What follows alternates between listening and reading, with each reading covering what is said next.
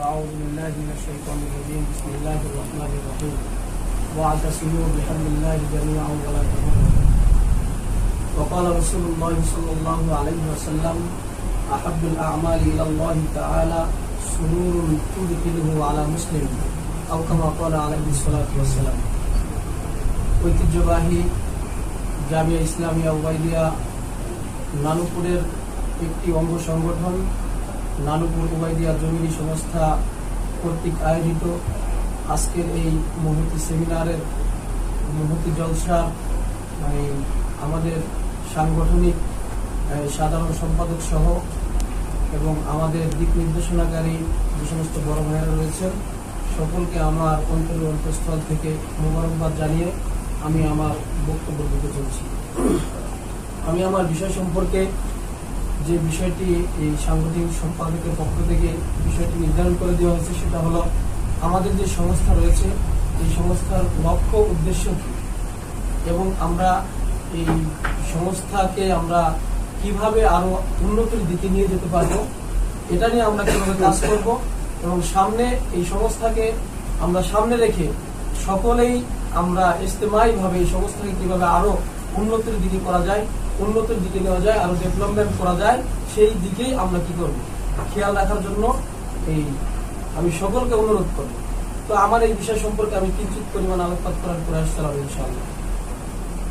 তো শুরুতে বলতে চাই যে আমি কোরআনে কারিমের যে আয়াতটি তেলাওয়াত করেছি যে ওয়াতাসিমু বিহাবলিল্লাহি জামিআন ওয়া লা তাফাররাকু, এইখানের মধ্যে আল্লাহ পাক রব্বুল আলামিন বলতেছেন যে তোমরা আল্লাহ তাআলার রজ্জুকে আল্লাহ তাআলার রশিকে আল্লাহ তাআলার হুকুমকে এমন ভাবে সকলে মিলে এমন ভাবে ধরো যে তোমরা বিচ্ছিন্ন যাতে না হও।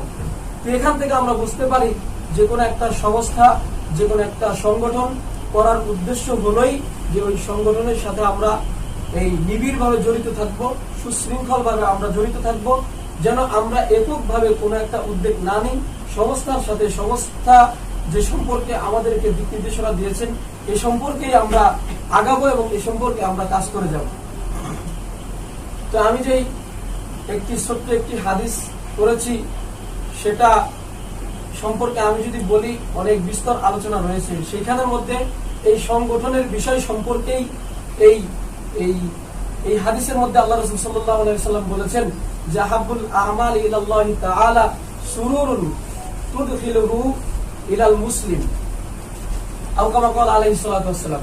এই হাদিস শরীফের মধ্যে বলা হয়েছে যে একজন মুসলমানের সর্বোত্তম কাজ সর্বোত্তম আমল হলো অপর ভাইয়ের মুখে হাসি ফোটানো।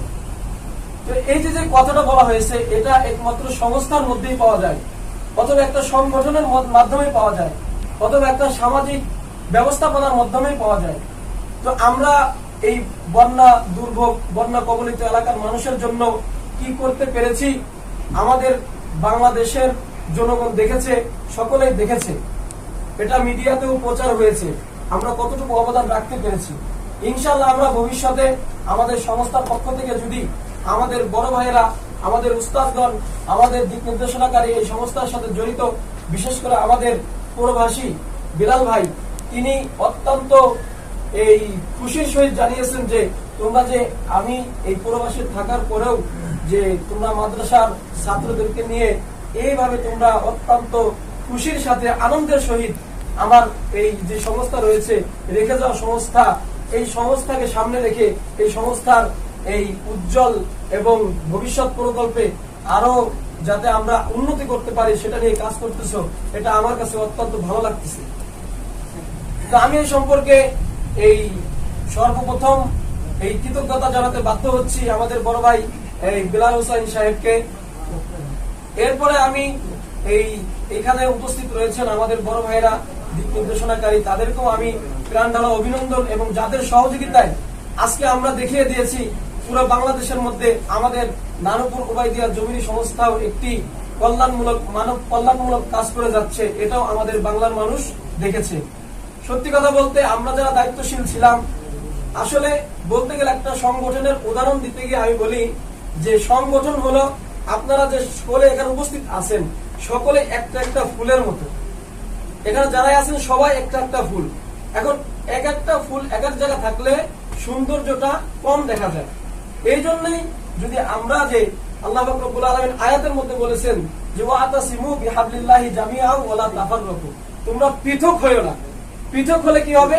ওইখানের মধ্যে ঘুণ ধরবে এবং সেইখানের মধ্যে সমস্যা দেখা যাবে। এখন আমি যে বললাম আপনারা সকলেই এক একটা ফুলের মতো, এখন এক একটা ফুল যখন দিক নির্দেশনামূলক এই সংস্থার এই যারা দায়িত্বশীল আছেন তাদের সাথে কথা বলে এবং দিক নির্দেশনামূলক ভাবে একক ভাবে আমরা কাজ না করে ইজতিমাই ভাবে সকলের পরামর্শ ক্রমে আমরা যদি কাজ করি, আমরা তখন ওই এক একটা ফুলকে নিয়ে যখন একটি মালাকে গাঁথিত করা হয়, মালাকে গঠন করা হয়, তখন ওই মালাটা কিন্তু অনেক সুন্দর দেখা যায়। দেখা যায় না ভাই? অনেক সুন্দর দেখা যায়। তো আমরা এক একজন ফুল, এই ফুলকে যখন এই সংস্থার মাধ্যমে, এই সংগঠনের মাধ্যমে, আমাদের সবার প্রিয় সংস্থা নানুপুর উবাইদিয়া জমিনী সংস্থার মাধ্যমে সকলকে একত্রিত করা হয়েছে এই ফুলের মালা গঠন করার জন্য।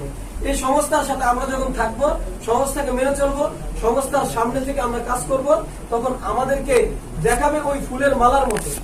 তো আমরা সকলেই ফুল, কিন্তু ওই ফুলের মালার মধ্যে আসবো কখন? যখন আমরা সংস্থার নিয়ম কানুন সমস্ত কিছু মেনে চলবো, তখনই আমরা এই সংস্থার এই প্রকৃত সদস্য হতে পারবো। তো আল্লাহ পাক রব্বুল আলামিন এই সংক্ষিপ্ত সময়ে আমাকে যা কিছু বলার তৌফিক দান করেছেন, এই সকলে আমল করার চেষ্টা করবেন, এই বলে আমি আমার সংক্ষিপ্ত বক্তব্য এখানে শেষ করব।